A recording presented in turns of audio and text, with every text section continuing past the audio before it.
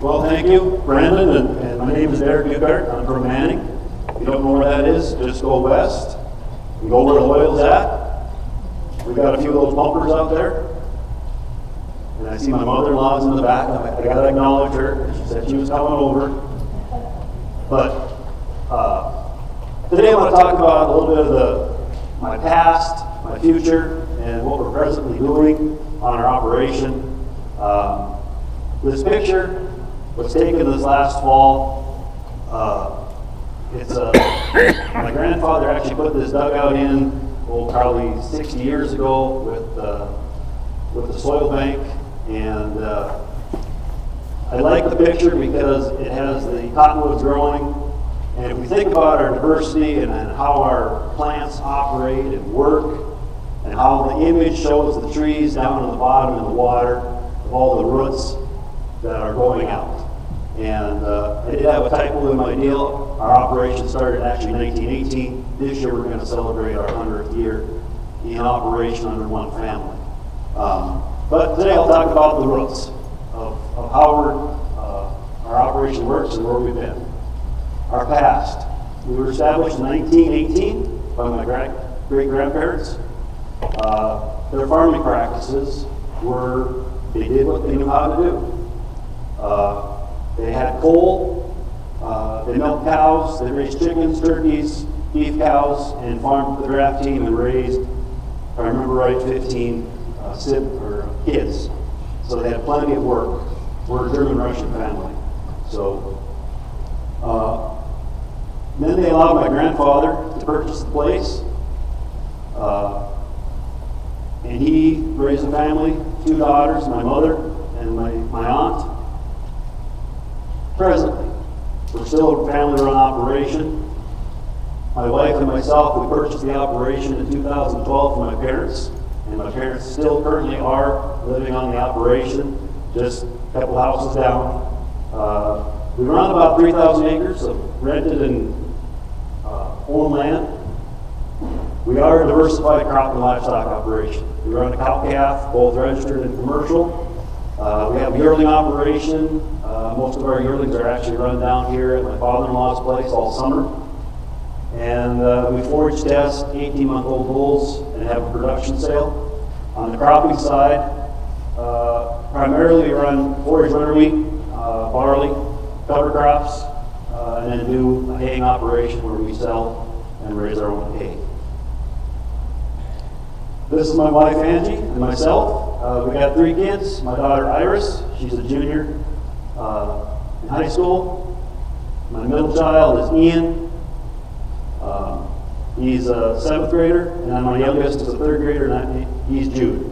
He's the one that's going to take over the operation, so he says. We'll find out in time. He's got a lot of years ahead of him yet. But that's my family. Cover crop grazing. I did this presentation 5-6 years ago. We took this picture. It's when the oil boom was really going along. You can see the cover crops in the bottom where the cows are grazing. In the back is a neighbor's field. That's been continuous wheat for years.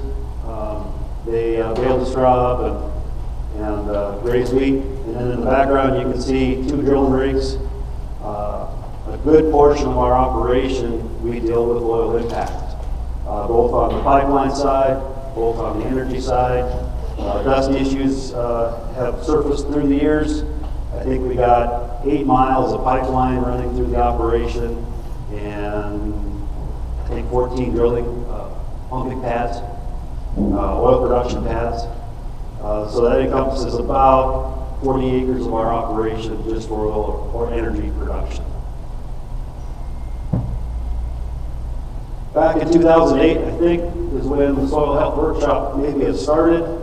I remember doing the conference or this meeting down at the old Ramcota or Radisson, and it was one of the first times I ever heard about cover cropping. But we took it forward from there, and in 2008, 2009, we did a little bit of cover cropping with just our typical turnip radish. Base mixes, had very limited success. In fall of 2010, we seeded the winter triticale hairy vetch. And since then, this has been a very large portion of our operation to seed a winter cover crop. In 2011, we took the winter TRITICALE hairy vetch and put 43 pairs on it. Grazed it for a little over a month on a 30-acre field. This is just a close-up picture of the winter TRITICALE. I think this was probably, if I remember right, Pica was the variety with hairy vetch in there. On June 8th, this is what it looked like with the pairs. These are April-born calves, pairs. I think it got a little bit taller than that. We should have been in there a little bit sooner. It was starting to mature on us. We did lose one calf. He was born July 1st. It was just too hot, and his mom couldn't find him. But that's the way it works. Into that, after July 25th, we seeded into the stubble. Just a typical mix that was that you could get from Pulse USA or Gabe Brown at the time. And that's what it looked like in about probably 30 days later. Here is in October of that year. There's a daikon radish, and then you can see the purple top on to the right. Again, that's just a picture of that field, probably in that October time frame. That fall, we took some yearling heifers. They've been bred for about 2 months, turned them out, and then we added about 30 cows onto that pasture or crop field and grazed right into December. I can remember back when I brought those cows home, you didn't want to get too close behind them because it was awfully juicy. And the cows fleshed up tremendously. We talk about the radishes, and this was, I work with the DSU students at Dickinson State along with the NDSU Research Center. And actually I had some kids out and we took some pictures of some of the bio drilling after the radishes had degraded into that spring. This is the same field that from the previous picture.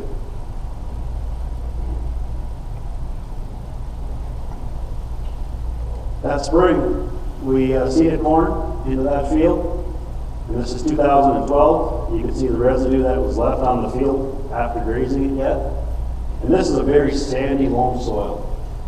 We range from sandy loam all the way up to some nasty, alkali clay soils. This is probably previous. This was my grandfather's piece of ground, and he plowed it. I think every year for many years. I think now this field's probably been in no-till for going on not quite 20, but we're getting close. This was July 4th. We high by the 4th of July. You can still see some residue in between the rows. This is August 5th. 2012, we had some rain. Things were looking good. October 2nd, we were able to combine it. One of the earlier years to combine corn. 65 bushel of corn was very respectable in our part of the world. Weighed 52 pounds, 13.5 moisture. And I think we put cows back onto that and grazed right up until January with the residue. Since 2012, we've been utilizing a lot of full season cover crops. We had very limited success seeding after a wheat harvest or oat and pea harvest. So we've been utilizing full season. These are some of the species that we've been utilizing. I think I worked with Gabe Brown that year and we put this together. And then we also added in 2 pounds of wildflowers. Probably one of the most expensive things I've ever put in the ground. When I got the bill for that, it was like, whoo, it was expensive. But they did grow, and we were trying to bring in some wildlife or insects, butterflies, bees. But with this cover crop, here's a picture of it, a few of the species that are in there. We started grazing this cover crop on the 8th of August. August 5th of that year, we turned 42 pair in. This is a 30-acre field. We subdivided it with allowed the cows about an acre at a time. And we could get about 7 days per move. And if you can't quite see it probably, but there is an electric fence right about there. We use a lot of poly wire, reeled, step-in posts. In the picture with the cornfield, you probably saw a wire. We always run one wire that's high tensile to subdivide some of the fields to get the power where we need it. This is what we use. And a four-wheeler and 2 feet and some kids every once in a while. This is about 10, 15 days into the grazing. It was starting to mature, and the cows were leaving some residue behind. The calves figured out how to get underneath the fence and get to the other side before the rest did, and we were leaving some residue. Again, this is another shot towards that cornfield with some of the cows grazing. And this is our breeding season. We're probably about 30 days into breeding, so we don't calve until late. A big question that I always get, since I work with the DSU students out in Dickinson, I actually had a call from Wyoming from a past student asking about choking hazards with the purple top terns. And I've never had one choke. I think in all the years that we've been grazing these cover crops, I think we've lost 2 calves, and that was not due to choking. One, the combine left a pile of grain that we didn't pick up, and the other one I think was just compaction because they didn't get enough water in their diet. But this is one that's been chewed on, and you can see there's a few lamb's quarter weeds in there, and some kochia. I think that year I had to go around with the mower and mow my electric fence down a little bit so I could keep it from shorting out. Here's some of those wildflowers that we had in that mix. They look pretty. I wish I could grow them that way every year, but it doesn't happen that way. Here's a picture of a purple top and a golf ball. Seems like we always got a golf ball around someplace in one of the vehicles. And you can see some of the clovers down the bottom below it, and this was taken in, actually this is from 2008. This is one of our first covers that we grew. Here's another picture, I think that was probably 2008 also. In 2013, we kind of changed up our mixes a little bit, trying to figure out what's going to work for us, what doesn't going to work. Typically, we don't fertilize any of our cover crops. But this year we had plenty of moisture, so we added in 100 pounds of nitrogen just to stimulate some of the top growth.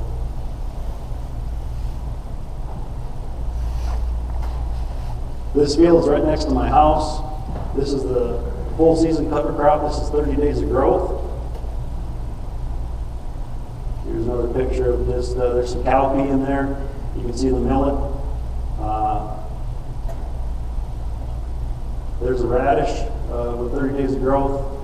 Don't look at the ground because I probably put it on the outside of the field just so I can show it a little bit better.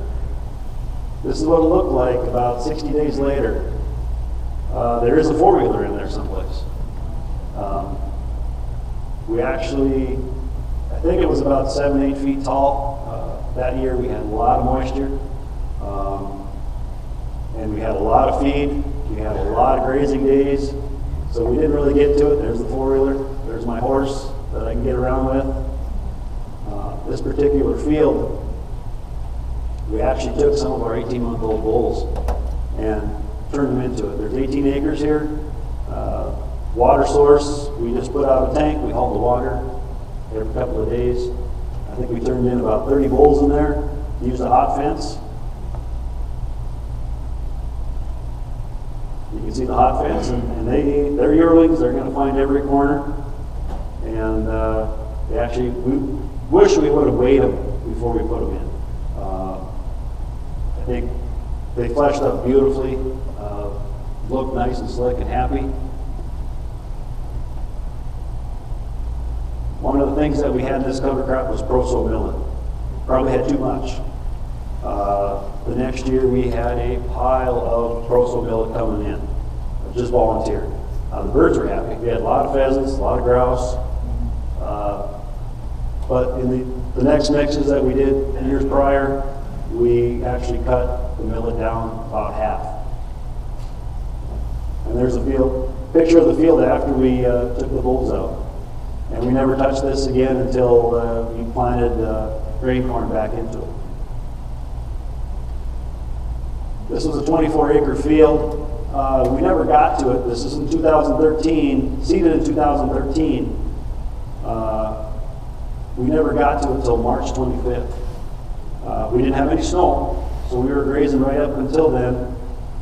We were about 2 weeks away from calving, turned I think 150, 160 pregnant cows into it for about a week, and then we got a snowstorm. Then I had to pull them out.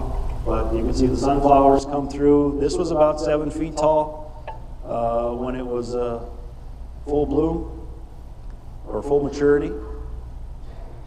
This is what it looked like, you know, about a week later after we pulled them out. We didn't get a whole lot of grazing days on it just due to the storm, and we were going to calve. But that year we seeded grain corn into it with a population of about 24,000. Did put a starter down, did put some urea down, and then had to go through with 2 applications of Roundup just due to the fact that we had too much proso millet volunteer seed. And nothing fancy about our equipment, no precision ag, sorry Ron.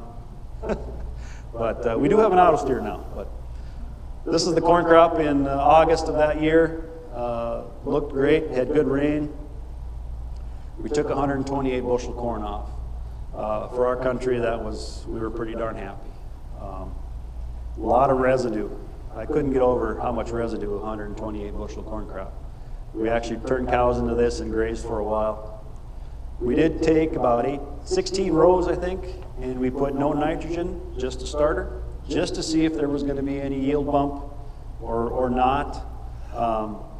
And virtually there was nothing. We couldn't see any difference. The corn weighed the same, and it busheled out the same. This is my right-hand man in the middle of the field. He comes with me just about every day during the summer. Again, this was our mix, our full season cover mix in 2014. And we always talk about cost. That year it cost us about $28 an acre just for the cover crop, not including any Roundup or chemicals. This is the same field that about that fall. We did graze it with cows. We use a lot of water sources, a lot of pipelines that run through our place, and tire tanks to fiberglass tanks, geothermal tanks. This was a very hard field to walk through.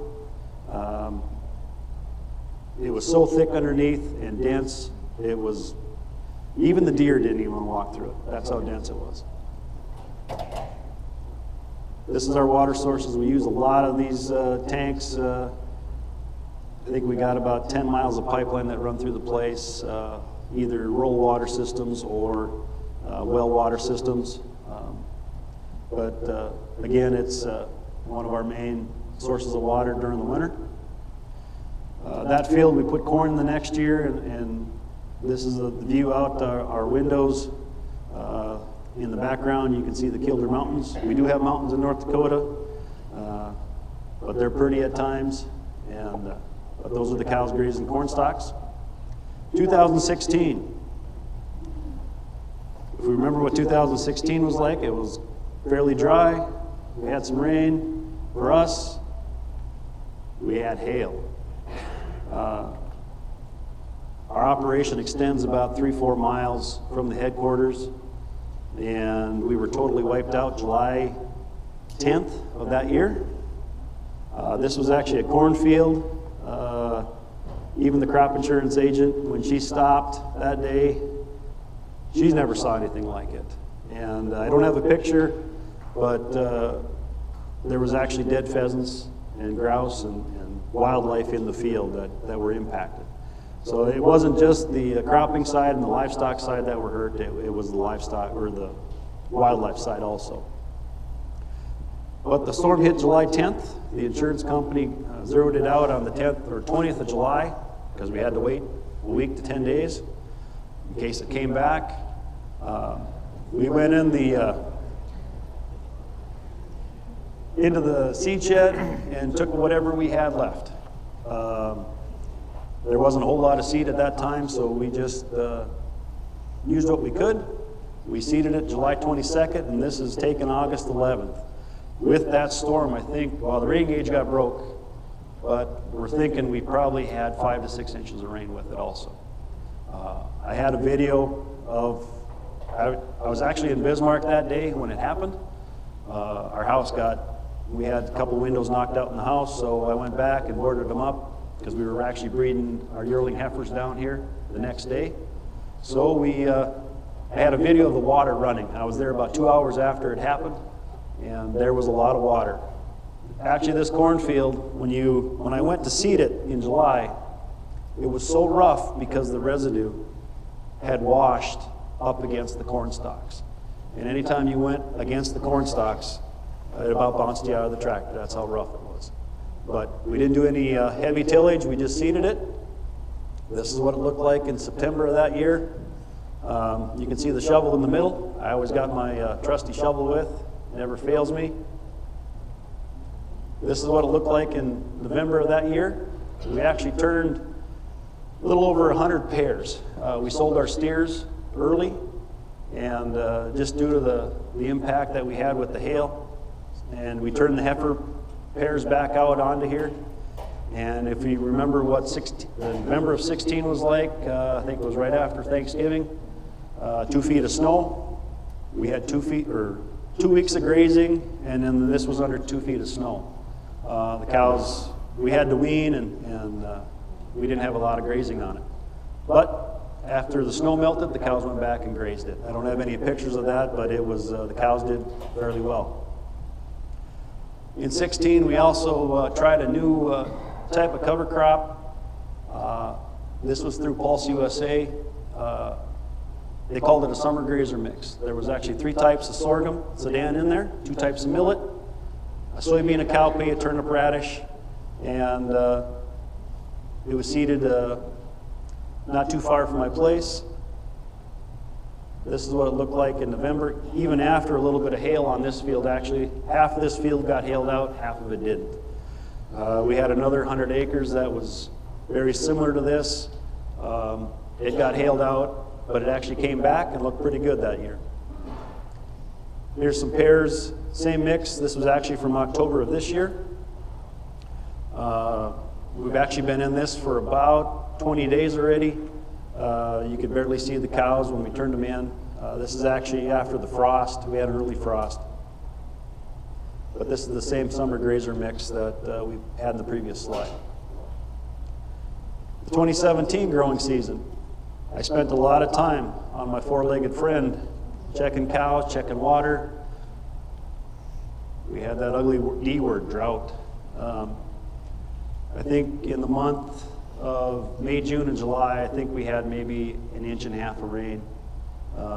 Finally picked up some rain in late August, early September. I think the total through September was 4 inches total. Typically we're in that 10 to 14 inches. But we, with our grazing system that we have in place, we were able to manage it. We had limited rainfall, like I said. We had some ground cover, but due to the hail in 16, the ground cover was half of what it should have been. Weed control was probably one of the biggest issues that we faced. With it being so dry, like many of you, you go out and spray and you didn't have nothing, there was nothing there to activate the chemical. But if we sprayed early, we had good control, and we learned a lot of patience in 17. And then we implemented our drought management plan. We actually decreased, sold about 60 pair, decreased our grazing by about 20%, and then used a lot of forage crops just to make enough forage to get through the winter. 17-18 winter. Here's the cover crop field from this last year. This is the patience part. This crop was actually seeded in late June of 17. The top photo is going to show August 3rd, and then about every week I went out and took a picture. And this is on 2.4 inches of rain. And you can see my son in the middle there on the bottom one. That's what it looked like in September. And this is about 3-4 miles from our place. But a lot of patience with this crop. It took a long time for it to get going. And the top right, that was the picture in October. It froze again a little bit early.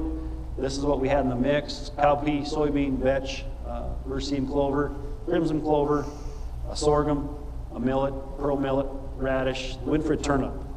I'll touch a little bit on the turnip. We got away from the purple tops, and the Winfred is a hybrid. It gets a big, super nice, growthy leaf on it, almost like an elephant ear. Doesn't put a whole lot of mass below the ground, but it puts a lot of biomass above the ground. Then we had sunflower and then some buckwheat. We turned wean cows onto it in November, and they've been grazing. Actually, they're still on it, picking around a little bit. This is our wintering ground that we winter cows on all winter. And we're actually, this field will get turned into corn in 18. Most of our full season cover crops, we go back in with corn, either silage corn or grain corn. I'll just touch a little bit. We've been bale grazing for the last, I guess, quite a few years already. One of the scientists or researchers at Dickinson State or at DREC asked about if I'd done any bale grazing in a crop field. And I said, yeah, I did. And he wanted pictures, so I went out and took pictures. This is actually a forage barley field. This is our wintering ground where we feed all winter. In the middle, you can see the circle. That is actually, there's actually barley in there, and there's weeds, but it's about, the shade green is 100 times greener than the outside. It actually hasn't even put a seed head out. The stand wasn't as nice, but we'll see going into 18 what it looks like when we go back in. We'll actually go back in with a cover crop in this field. Some of this field actually got seeded to winter wheat this last fall. On the top part of that picture, that's not bale grazing, that's my nemesis. I got a lot of Canadian thistle. Been working on that for years. We got a bunch of goats now, so maybe I'm going to get rid of it someday. Biological diversity. We're in the CSP program. Part of our program is the plant pollinator habitat. I actually had a guy call and wanted to put some bees out last fall. The sweet clover there was virtually no sweet clover, and he was trying to keep his bees alive, and I said, well, I got a cover crop not too far away. Put your bees out. And the buckwheat started blooming, and I was actually out in the field one day and had my trusty iPhone out and actually snapped a picture of the bee sitting on the buckwheat plant. And when the guy stopped in and dropped off a case of honey that day, I asked, well, did your honey smell any different? He said it smelled like buckwheat. That's a buckwheat plant in the back with the bee. We love to see bees or insects, ladybugs, you name it, we love to see it. I got to give a photo credit to Doug Lamblom of Dickinson Research Center. He actually took this picture in our field one day. The whole point of this workshop is soil health. And this is almost 10 years of what we've been trying to accomplish. This field is a joy to go into and walk around. The soil is so responsive. You get a little bit of rain and it just acts like a sponge. You go in there and there's worms crawling everywhere. he actually used this picture for one of his presentations a couple years ago. This was about, I think in 2016 we took this picture. The future. We're trying to graze year round. Not there yet. It might take me another 10 years. We're trying to convert a lot of our marginal crop ground back into grazing. We're seeding, we got some ground that's very tough, so we're putting it back either into alfalfa or some alfalfa tolerant salt grasses. We've been doing a little bit of market ready beef, growing them on forages. Been able to sell a few beef through the local packing market, and we want to enjoy what we do. If we're not enjoying what we're doing, I have no business doing it. These are 4 things that I try to accomplish on a daily basis. I'm trying to continually learn about new crops, new livestock, new alternatives to making money, paying my loan officer back or my bank. And we have to try. If we're not trying, we're not learning. And if we're not learning, we're not trying. And we want to stay on the place that we've had for 100 years. I want my kids to be able to come back and use that operation to their benefit, to educate the masses of the diversity that we have out in western North Dakota and across our state. And we care about the land. When we started using cover crops, we had no idea what we were going to do. We were like everybody else sitting in that room at the Radisson. We were like, our jaw was dropped, and we were like, huh? This is going to work? Well, 10, 15 years later, things are working. And they're not in any order. We try to utilize them all on a daily basis. Thank you. If you got any questions, I'll be happy to answer them.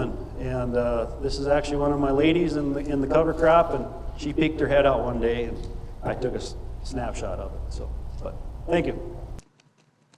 The question was, if on our excuse me, on our full season covers, if we graze any of them early and then let them grow back and then regraze them.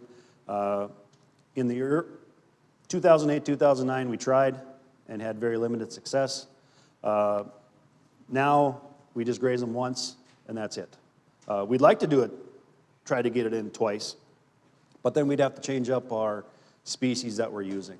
We'd have to go away from some of the sorghum millets and probably plant a oat, barley, pea, early spring crop, and then graze it, and then hopefully get enough moisture that we can go back in and seed or get enough regrowth. But no, we've never had anything like that. So like your triticale hairy vetch, that was early on in your cover crop process. Did you get the hairy vetch to regrow after the triticale was eaten off?